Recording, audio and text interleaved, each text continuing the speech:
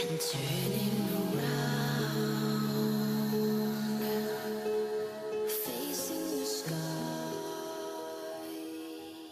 Hey guys, Invisible Flame here.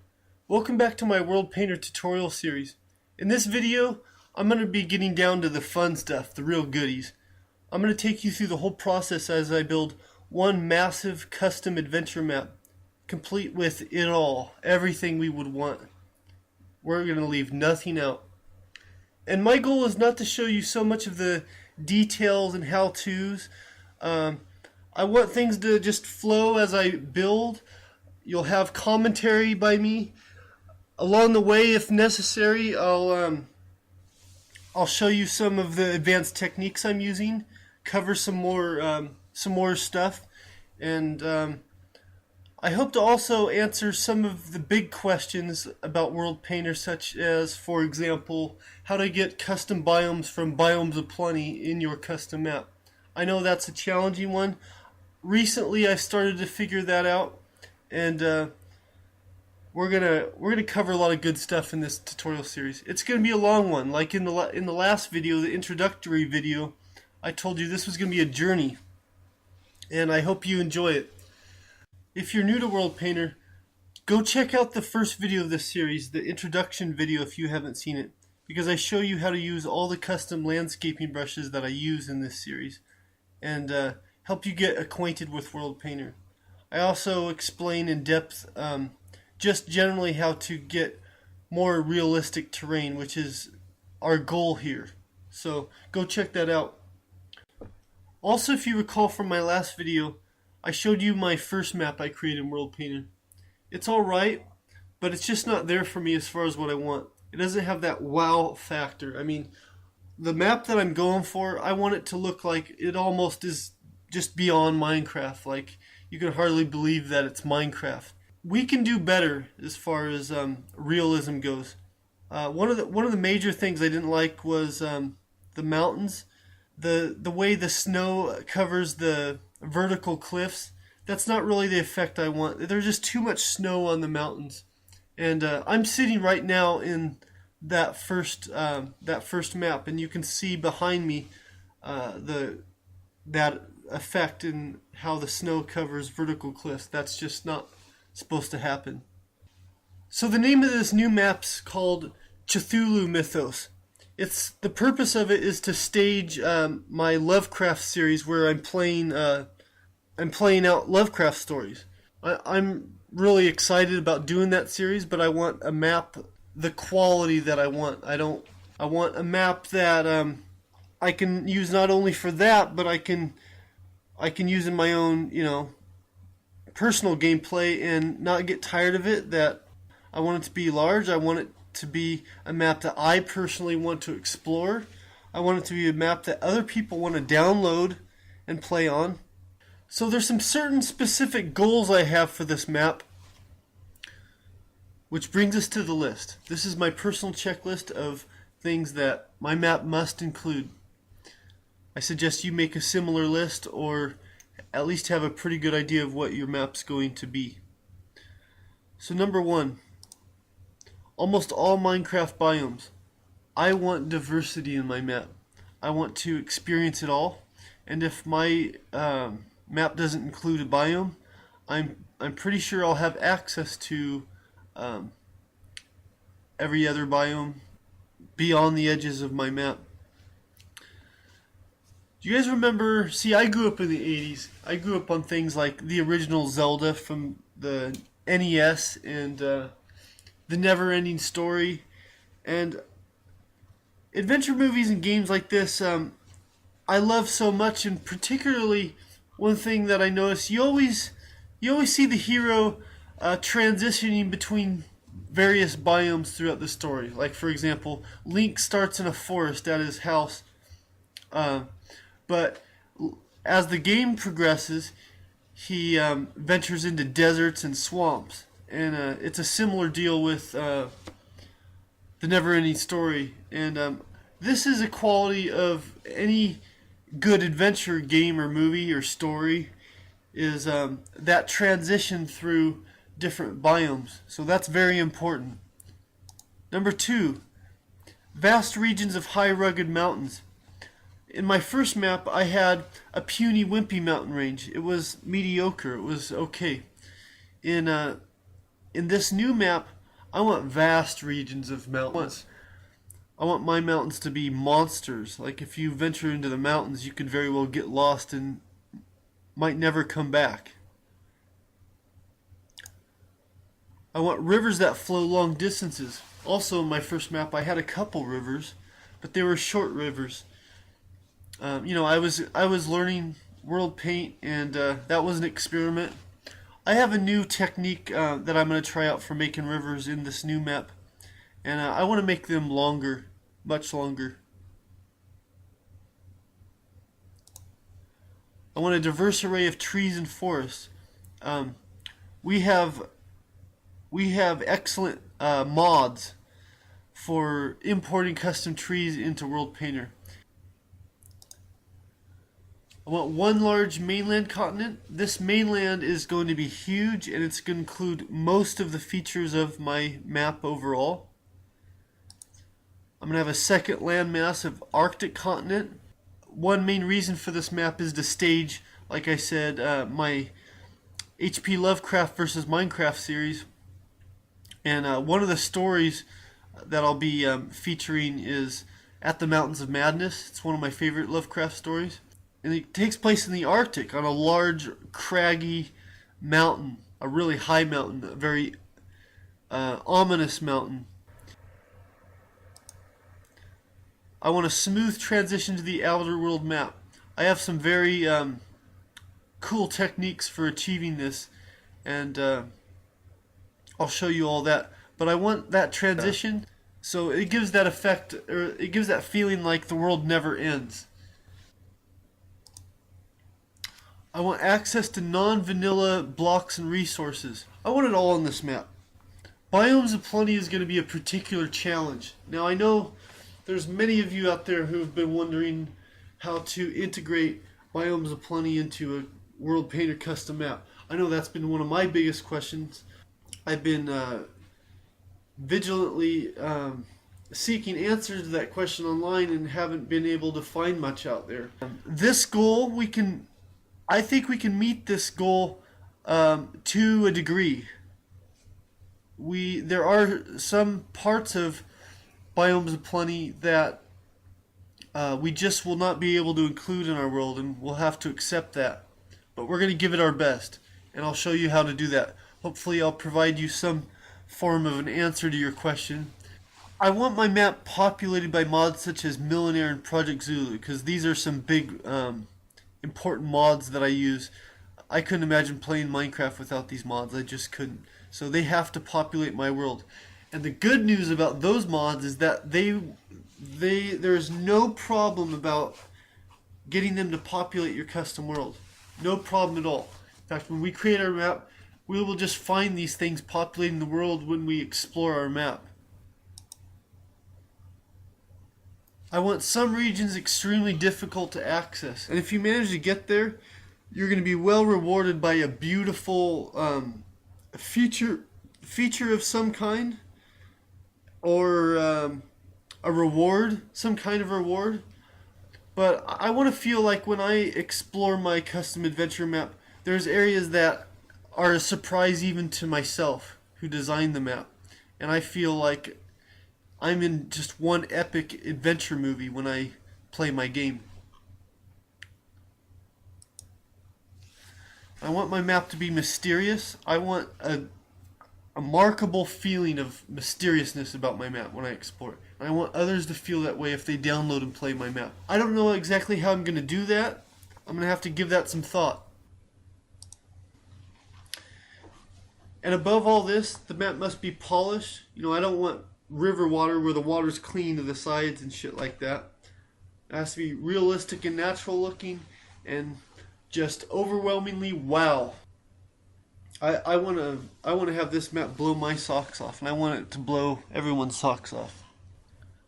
Okay, that said, let's go have some fun in World Painter. Now we're ready to start a map. There's a couple ways of doing this. First of all, there's the normal way, is to go to File and go to New World. And now I was just looking at this screen, and I noticed something I didn't really think too much about before, which is right here where it says height. The default on normal Minecraft, the max height is 256 blocks. You can't build higher than that. This program allows you to adjust the max height, and I see it goes up to 2048, which would just be fucking awesome if you could actually do that. Problem is, if you select anything but 256, it says only on Minecraft 1.1 with mods, and I'm not even going there. Man, that would be awesome. My mind just goes nuts fantasizing about mountains, that high in Minecraft. God, man, I wish that would work. But anyway, that's fine. We're gonna have a big map anyway. I don't recommend starting the map this way. We're gonna take a backdoors method, and I'll show you. So, once we're at this screen, we're gonna go to Tools and Biomes Viewer. And that gives us this screen right here. So I suggest starting a map from this screen, and here's why. There's a number of good reasons for this. First of all, when you go into Biomes Viewer, you get to see what the seed looks like that your map's going into. If I create my map right here, this is what the world outside of my map is going to be. Those are what the biomes are going to be. And so it's predictable in that sense. And that's what this is for. So we can place our map in the ocean and be confident that there's not going to be any land around the edges, and therefore we won't get any ugly, abrupt land edges. Another reason I like to do this is because if I zoom in here, when I select a region to build my map, usually it won't be a perfectly square region. Because I'll be working around the areas of land in this seed. So it gives me sort of a nudging of how to shape my continent. Okay, now I'm going to come over here. I'm going to make my map edges broader. And let's see how big that area is. That's go from 9,600 to 5,000. So we're looking at roughly 4,500 roughly. That's a fucking huge area right there. That's really fucking huge. Yeah, that works for me. But I'm just going to elongate it because I want to have that Arctic continent in the northern regions. And we're going to nestle it up here somewhere. I know a lot of people say I don't need to do this, but I'm doing it. Watch me. Stop me.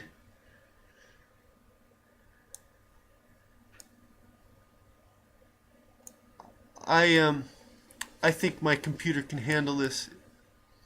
Okay. That should be good. That's way more than we need.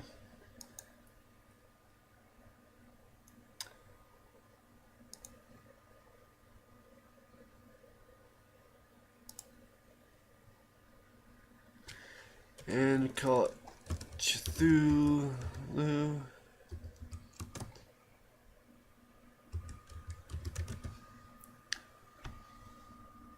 Holy shit, that's a huge map. Scale it down just a hair. We don't want to spoil the craziness.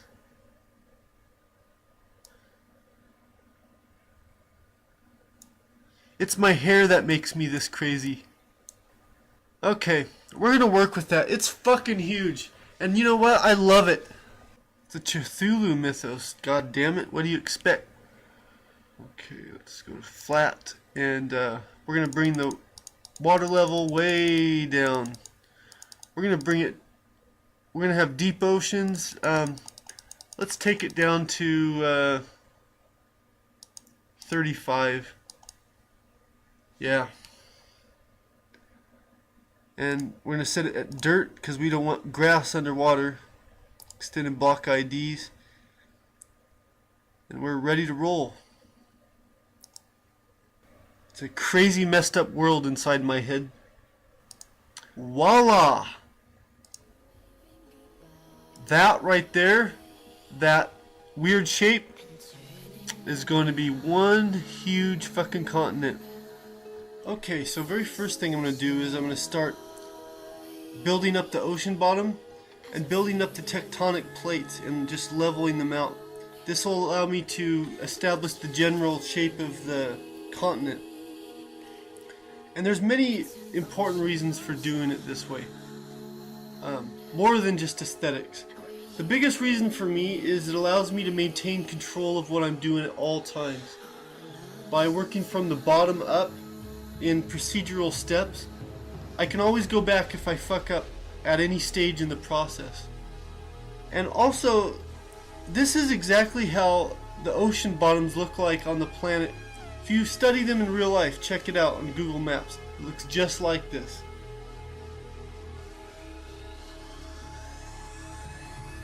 Right here you see me working on the northern Arctic continent of the map. It's a very mysterious and scary place. It has a lot of legends about it. There's an ancient race of advanced beings that live on this continent. They have huge temples in the mountains.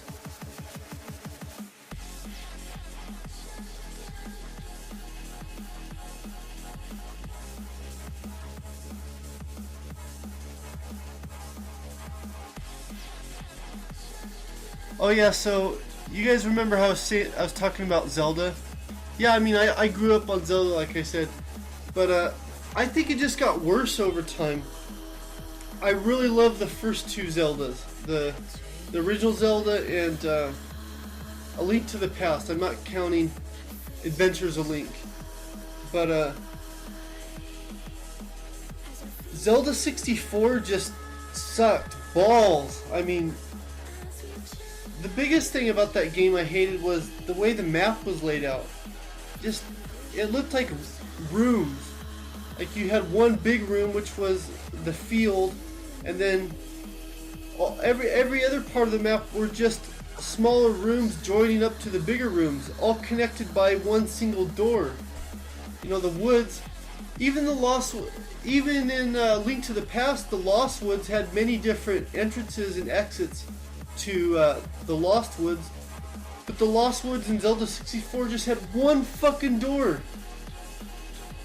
to get in and out of the woods. That was so stupid. And so it was with every other part of the map, just one entrance into that area, that room. So I thought that was so lame, and that single characteristic alone made me just not like the game. The characters also, they look retarded in Zelda 64, and all the other Zelda games of the 64 console. The newer ones, like for the Wii and everything, the Twilight Princess, characters look good. They finally look good. In fact, I haven't played the Twilight Princess because about 10 years ago I stopped using a TV and I stopped playing on consoles. I've seen it. I think it looks great. I bet it would be really fun. But above all that, I mean, to me, Minecraft is what Zelda could have been if it had evolved in sort of the ideal direction. I mean, instead of, because what really made Zelda fun in the beginning was using your imagination, because the graphics were bad, but you imagined it being like this awesome world, like picturing Link walking up to the edge of Death Mountain and looking over Hyrule, you know, the hero, you know. And it was all believable because the graphics sucked so bad that you could picture it that way. Anyway, right here I'm roughing up the coast of on this side of the lower continent. I'm going for the same effect as the southern coast of Chile. where glaciers have created those patterns.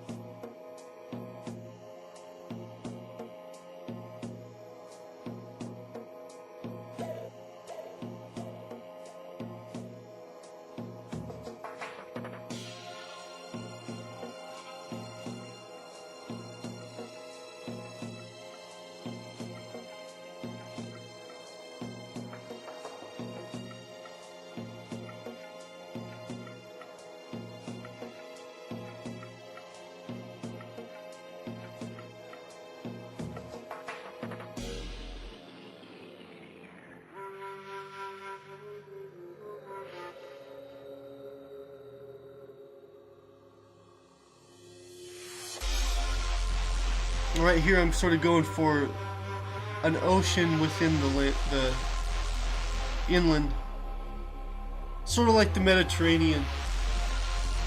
But I guess that's obvious. I mean, obviously the map looks like a combining of Africa, South America, and Europe. Maybe that was a subconscious thing. I get a lot of my inspiration on Google Maps. So right here, these islands I'm creating, the basic idea is these islands are there because that's the furthest north you can go before you get to the dreaded Arctic continent. So you still have a not so scary place to stop and change your diapers before you get there, if you're going to voyage there. When I create islands, you never want to have the islands the same shape or size. You want to mix it up.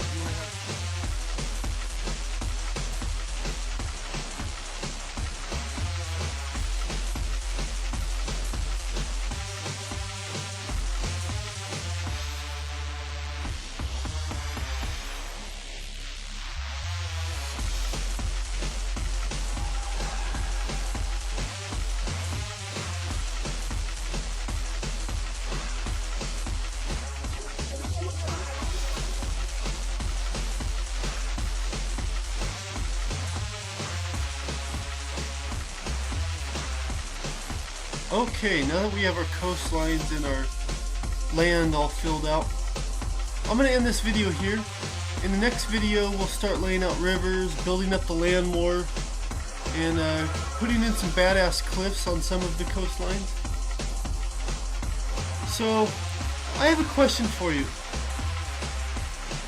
Is there a video game or a movie that you grew up watching or playing that sort of encompasses your idea of adventure? Sort of in the same way that Zelda does for me. Maybe it is Zelda, or maybe it's Minecraft.